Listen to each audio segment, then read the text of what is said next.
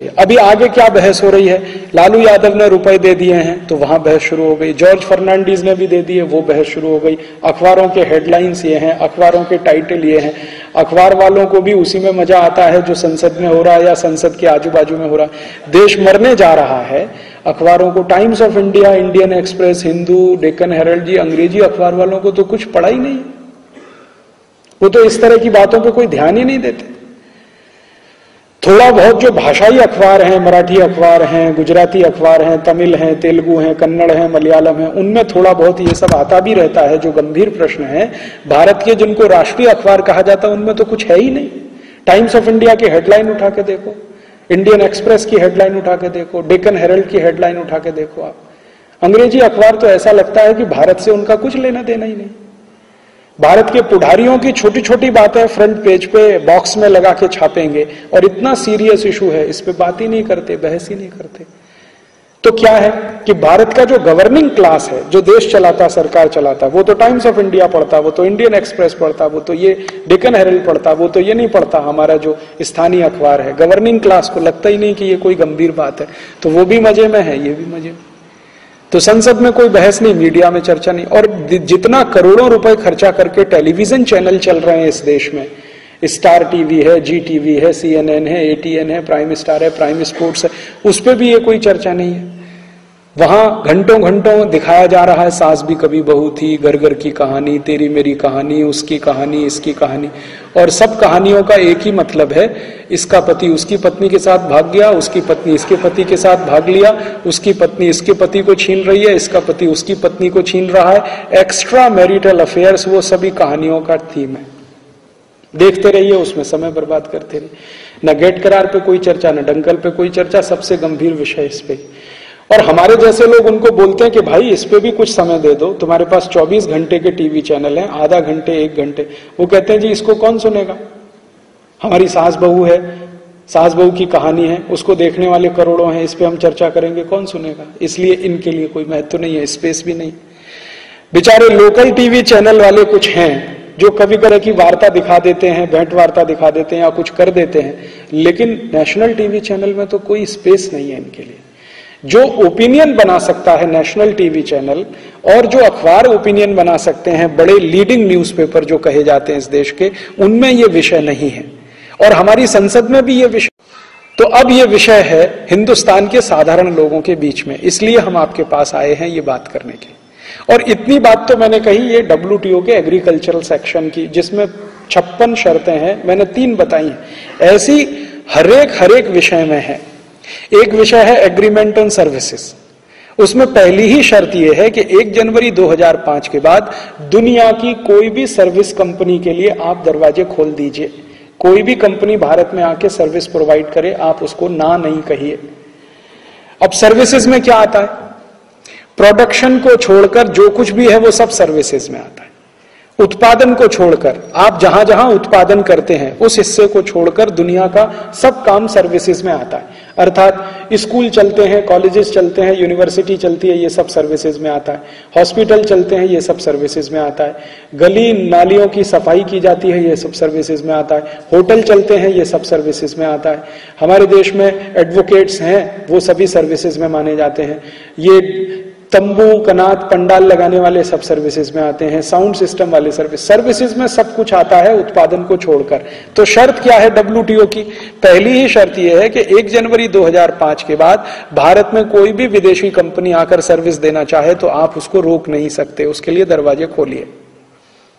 अर्थात 1 जनवरी 2005 के बाद अमेरिका की कोई कंपनी आके भारत में रेस्टोरेंट खोलना चाहे, होटल खोलना चाहे, ढाबे खोलना चाहे, आप उसको परमिशन दीजिए, आप उसे रोक नहीं सकते।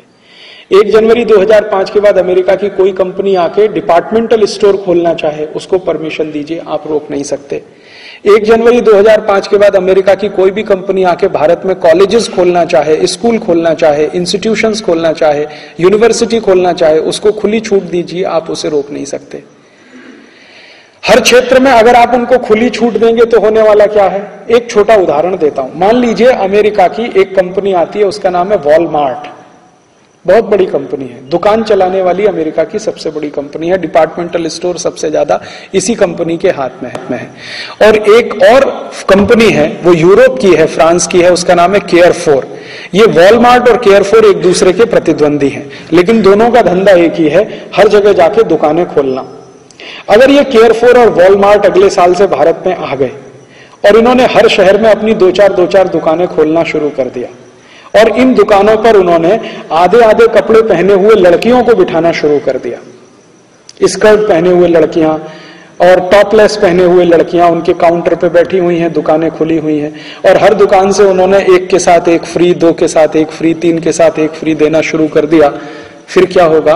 एक ही परिणाम होगा कि भारत का एक क्लास है जो एफ्लुएंट क्लास है, जिसके पास थोड़ा पैसा ज्यादा है, वो सबसे पहले इन दुकानों का खरीदार बनेगा, सबसे ज्यादा माल खरीदी करने इन दुकानों पे जाएगा।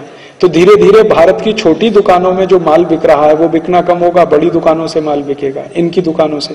अब इन दुकानों से माल बिकना शुरू हुआ तो आपका प्रॉफिट उन दुकानों के पास, वो दुकानें हैं केयरफोर और वॉलमार्ट की, वॉलमार्ट और केयरफोर वाले जो भी बिजनेस करेंगे प्रॉफिट अमेरिका लेके जाएंगे।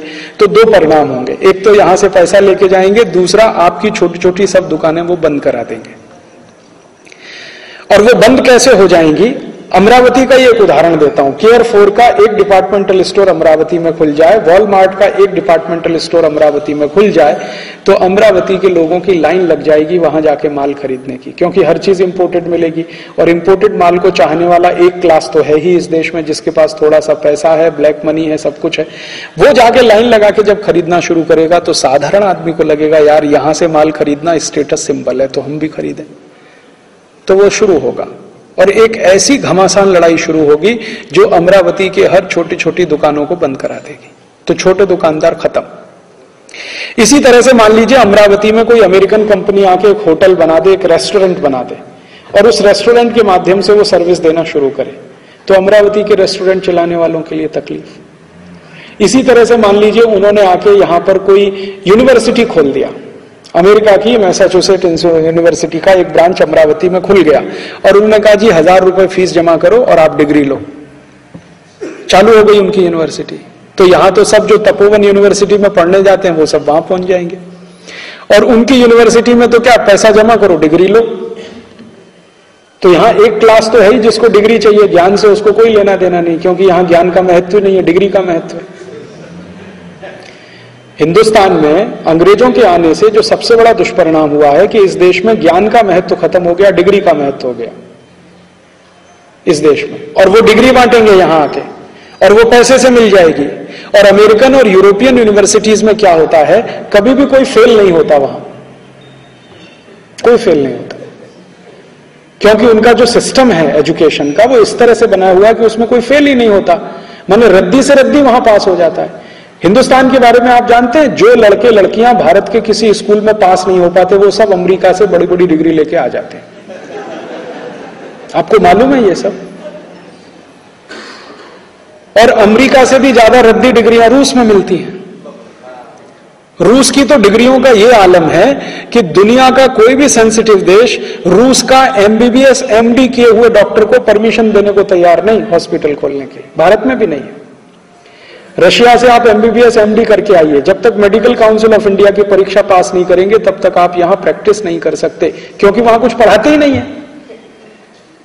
और वहां तो यूनिवर्सिटीज चलती हैं दुकानों की तरह से, वो तो बिजनेस है, उसमें ज्ञान देना है ऐसा कुछ मतलब नहीं, वो बिजनेस है, बिजनेस का पार्ट है। जैसे होटल चलता है वैसे यूनिवर्सिटी चलते हैं यूरोप और अमेरिका में। और आपको सुनकर बहुत आश्चर्य होगा, यूरोपियन और अमेरिकन यूनिवर्सिटी में पढ़ने वाले जो विद्यार्थी हैं, यूरोप और अमेरिका के जो नेटिव सिटीजन्स हैं, उनका आईक्यू दुनिया में सबसे कम है। अमेरिकन स्टूडेंट्स का आईक्यू पूरे दुनिया में सबसे कम है। इंटेलिजेंसी क्वेस्ट जिसको कहते हैं, सामान्य ज्ञान में भी वो दुनिया में सबसे पीछे हैं। यूरोपियंस लोग और अमेरिकन्स लोग सामान्य ज्ञान में बहुत पीछे हैं, आईक्यू उनका बहुत कम है। इसलिए अमेरिकन और यूरोपियन यूनिवर्सिटी में जितने टॉपर्स होते हैं वो सभी एशियन होते हैं, भारतीय होते हैं, चाइनीज होते हैं, जापानीज होते हैं, उनके अपने नहीं है, क्योंकि आईक्यू बहुत कम है। आईक्यू कम क्यों है? क्योंकि एजुकेशन का सिस्टम ऐसा है जिसमें आईक्यू ज्यादा डेवलप नहीं होता। तो लोएस्ट आईक्यू पे वो काम करने वाले यूनिवर्सिटीज और कॉलेजेस हैं, वो सब यहां आ जाएंगे, तो यहां का जो भी छोटा मोटा कम कम स्टैंडर्ड वाला भी एजुकेशन है उसको खत्म कर देंगे, क्योंकि कंपटीशन आपको उनके साथ करना है। तो यहां क्या होगा, मान लीजिए उनकी यूनिवर्सिटी हुई, तपोवन भी यूनिवर्सिटी है, अब अमेरिकन और तपोवन यूनिवर्सिटी में कंपटीशन शुरू होगा। वो कहेंगे जी हम इतने कोर्सेज पढ़ाएंगे, 3 कोर्स पढ़ाएंगे, 1 कोर्स फ्री, आइए हमारे यहाँ। हाँ, MBA पढ़ाएंगे, MBBS फ्री ले जाइए हमारे पास, आइए हम आपको एडमिशन दें। हाँ, ऐसे ही होता है, यूरोप और अमेरिका में ऐसे होता है। MBA करिए, DBA फ्री ले जाइए, MBA करिए, BBA फ्री ले जाइए, MBA करिए, ये फ्री ले जाइए, वो फ्री ले जाइए, वो चालू कर देंगे। तपोवन यूनिवर्सिटी को फिर यही करना पड़ेगा कि BCom करिए तो इंटर फ्री, या इंटर करिए तो ये फ्री। ये सब चक्कर जो शुरू होगा सत्यानाश कर देगा इस देश का। स्टूडेंट्स का लेवल हिंदुस्तान में भी IQ में इतना नीचे हो जाएगा कि आप सोच नहीं सकते। हो सकता है कि बहुत अच्छी डिग्री लिया हुआ विद्यार्थी एक चिट्ठी ना लिख पाए, शुद्ध मराठी का एक वाक्य ना बोल पाए, शुद्ध मराठी में कुछ लिख ना पाए।